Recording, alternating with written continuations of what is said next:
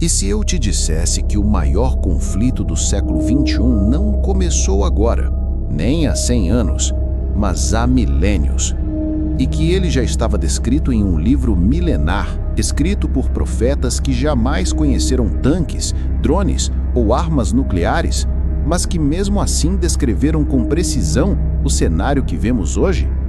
Enquanto os olhos do mundo estão voltados para crises políticas, ameaças nucleares e alianças instáveis, um embate silencioso, porém explosivo, cresce entre duas nações que carregam em si muito mais do que bandeiras ou ideologias: Israel e Irã. O que muitos enxergam como uma simples disputa territorial ou religiosa, a Bíblia revela como parte de um confronto profético e espiritual, enraizado em séculos de história e destinado a culminar em um dos eventos mais impactantes da era moderna. Você está prestes a mergulhar em uma história que atravessa impérios antigos, profecias esquecidas e guerras que ainda não aconteceram. Vamos revelar como o Irã, herdeiro do antigo Império Persa, que um dia foi aliado de Israel, se transformou em seu inimigo declarado, e por que esse conflito já estava previsto nas Escrituras Sagradas como peça-chave dos acontecimentos dos últimos dias. Prepare-se, o que você vai ouvir a seguir não é apenas história, é destino. E talvez você perceba que estamos mais próximos do fim do que jamais imaginamos. O mundo está em tensão. As manchetes se acumulam dia após dia com ameaças, confrontos e alianças instáveis. Mas entre todos os focos de tensão global, um se destaca como o epicentro de algo maior, algo que transcende fronteiras geográficas e interesses políticos: o crescente conflito entre Israel e o Irã. Para muitos, trata-se de uma disputa por território, religião ou poder nuclear. No entanto, para quem conhece as Escrituras, o que vemos diante de nossos olhos é o desenrolar de um drama muito mais antigo. Um enredo escrito séculos antes nas páginas da Bíblia, revelando que o destino dessas nações já estava traçado. O Irã, antes de ser chamado assim, era conhecido como Pérsia, uma potência milenar que aparece várias vezes na Bíblia. A história da Pérsia nas Escrituras começa de forma surpreendente, como aliada de Israel. Um dos momentos mais notáveis dessa relação foi protagonizado por Ciro, o Rei Grande, o rei persa que libertou os judeus do cativeiro babilônico. E o mais extraordinário é que o nome de Ciro foi mencionado na Bíblia mais de um século antes de ele nascer. O profeta Isaías, escrevendo por volta de 700 a.C., diz: "Assim diz o Senhor ao seu ungido a Ciro, a quem tomo pela mão direita para submeter nações diante dele." Ciro não apenas permitiu o retorno dos judeus à sua terra, como também ordenou a reconstrução do templo em Jerusalém, conforme relatado em Esdras 1. Durante esse período, a Pérsia não apenas respeitou o povo judeu, mas o acolheu. Personagens como Ester e Mardoqueu se destacaram na corte persa. Neemias, copeiro do rei Artaxerxes, recebeu permissão e recursos para reconstruir os muros de Jerusalém. A relação entre as duas nações nesse contexto foi marcada pela cooperação e até pela intervenção divina a favor do povo de Deus. Mas, com o passar dos séculos, a história mudou. O Império Persa caiu, outras dinastias assumiram o poder e a nação foi transformada. No século XX, a mudança foi radical. Em 1979, com a Revolução Islâmica, o Irã rompeu com o Ocidente e assumiu um novo paradigma religioso e político. O Ayatollah Khomeini estabeleceu uma república teocrática islâmica e Israel passou de aliado a inimigo número 1. Desde então, o regime iraniano tem sustentado uma retórica constante de hostilidade. Líderes políticos e religiosos do Irã afirmam publicamente que Israel deve ser destruído e trabalham ativamente para minar sua existência, seja por meios diplomáticos, armamentistas ou por meios de grupos terroristas como Hezbollah e Hamas. Essa transformação espiritual do Irã não é apenas uma questão política ou ideológica. Ela tem raízes mais profundas. A Bíblia mostra que, nos últimos dias, certas nações assumirão um papel profético de oposição direta ao povo de Deus. E o Irã, como sucessor da antiga Pérsia, está entre essas nações. A principal referência bíblica que posiciona a Pérsia nos eventos futuros é encontrada em Ezequiel 38 e 39, a famosa profecia sobre a guerra de Gog e Magog. Nessa passagem, Ezequiel narra que, nos últimos dias, uma coalizão de nações se unirá para atacar Israel.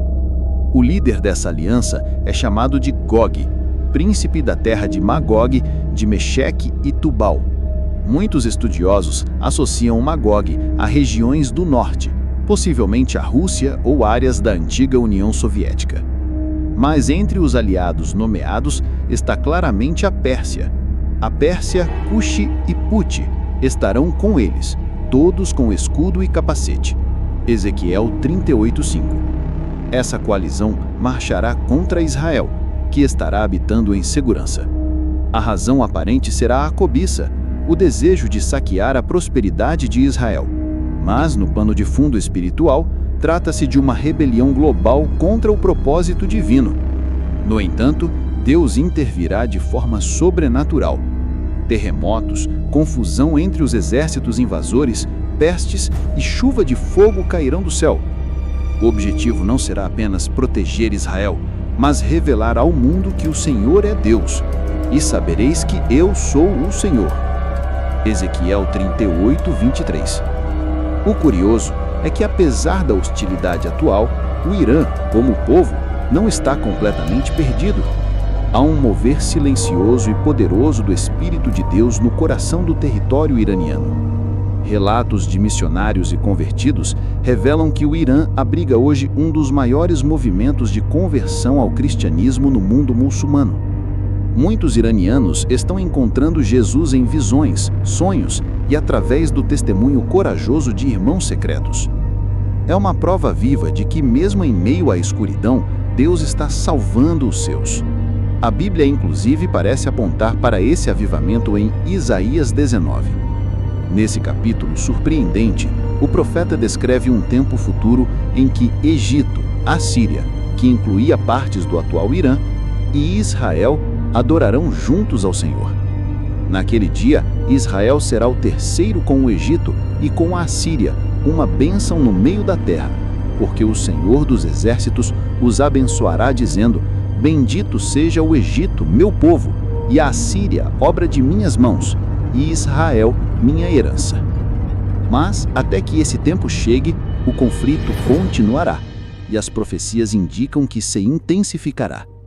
Jesus, ao falar dos sinais do fim, alertou: Jerusalém será cercada de exércitos. Zacarias profetiza que Jerusalém será uma taça de tontura para todos os povos ao redor e que todas as nações se ajuntarão contra ela. Mas o próprio Senhor lutará por Israel. É importante entender: Deus não quer apenas proteger Israel, mas usar esse conflito como palco para uma revelação final, tanto para Israel quanto para as nações. Em Zacarias 10:9 está escrito: E matarei sobre a casa de Davi e sobre os habitantes de Jerusalém o espírito de graça e de súplicas, e olharão para mim, a quem traspassaram, e prantearão como quem pranteia por um unigênito. Esse será o momento em que muitos judeus reconhecerão Jesus como o Messias, o Filho de Deus, aquele que foi rejeitado, mas voltará em glória. Do lado das nações, o livro de Joel diz que Deus reunirá os povos no vale de Josafá e ali entrará em juízo com eles por causa do seu povo, Israel. As nações que conspiraram contra os judeus, que tentaram dividi-los ou destruí-los, serão julgadas. O Irã, se mantiver sua trajetória de ódio, será parte desse juízo. Mas, como já vimos, Deus também está alcançando corações, e há esperança para indivíduos, mesmo nas nações mais hostis. Diante de tudo isso, uma verdade se impõe como uma muralha diante da história humana. Deus já escreveu o fim antes mesmo do começo. E o que hoje parece apenas mais um conflito entre nações, aos olhos espirituais, é parte de um plano eterno, um cenário cuidadosamente descrito nas Escrituras, onde o fim dos tempos se aproxima e os relógios proféticos estão acelerando. O profeta Zacarias declarou com clareza que Jerusalém seria o epicentro da crise final. Eis que eu farei de Jerusalém um cálice de tontear para todos os povos ao redor. E naquele dia farei de Jerusalém uma pedra pesada para todos os povos. Todos os que a carregarem certamente serão feridos. Zacarias 12, 2, 3. Ezequiel previu a invasão de Israel por uma coalizão liderada por Gog, com a Pérsia, atual Irã, entre os aliados, mas também revelou o desfecho desse ataque. E nos montes de Israel cairás, tu e todas as tuas tropas, e sabereis que eu sou o Senhor. Ezequiel 39, 4 e 6. Isaías viu além da guerra. Ele viu o arrependimento, a reconciliação e a adoração unificada de povos antes inimigos. Naquele dia, Israel será o terceiro com o Egito e com a Assíria, região que incluía o atual Irã, uma bênção no meio da terra. Bendito seja o Egito, meu povo, a Assíria, obra das minhas mãos, e Israel, minha herança. E no auge de tudo, Jesus Cristo voltará, não como cordeiro, mas como rei e juiz. E naquele dia, os seus pés estarão sobre o Monte das Oliveiras. Então virá o Senhor meu Deus, e todos os santos contigo. Zacarias 14, 4 e 5. O destino do Irã e de Israel, das nações e dos impérios está traçado. Mas o seu destino ainda pode ser escrito. O Senhor convida a todos, judeus, persas, brasileiros, árabes, gentios, a encontrarem salvação e vida eterna em Jesus, o Messias. Ele virá, e todo olho o verá, e toda língua confessará, e toda nação se dobrará. Até lá, vigie, ore, esteja pronto, porque o que estamos testemunhando não é apenas um conflito geopolítico, é o princípio do fim, e a glória do Rei está mais próxima do que nunca.